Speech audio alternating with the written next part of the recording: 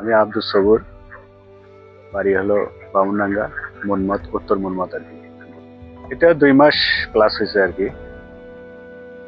গত বছরও ছিল, এবছর 2 মাস প্লাস।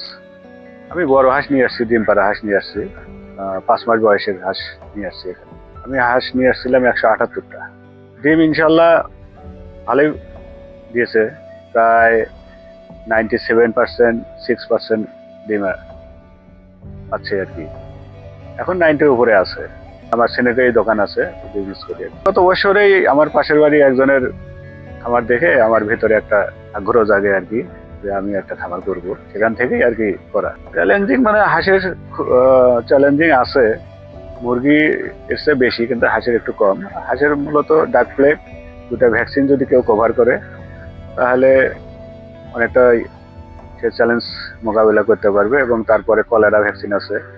হ্যাঁ, আর মূলত হাঁসের 2টা জিনিস বেশি সবসময় খেয়াল রাখতে হয়। একটা হলো আপনার হাঁসের পায়খানাটা সবসময় দেখতে হয় যে কি অবস্থায় আছে, আর শীতের দিনে ঠান্ডা লাগছে কিনা সেটা খেয়াল রাখতে হবে।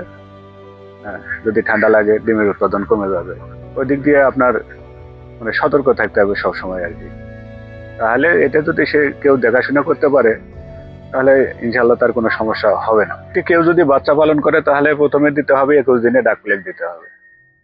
তারপরে দিতে হবে আপনার হলো 2 মাস বয়সে একটা দিতে হবে। তারপরে কলেরা দিতে হবে, ওইভাবে পর্যায়ক্রমে। এখন আসে 176টা। এই মাসকে ইনশাল্লাহ 154টা আসছে আর কি। মাঝখানে একটু অসুস্থতার কারণে ডিমটা একটু কমে গেছে। এবার শুধু হাসি নিছি, গতবার হাসা সহ ছিল, এবার হাসি নিছি।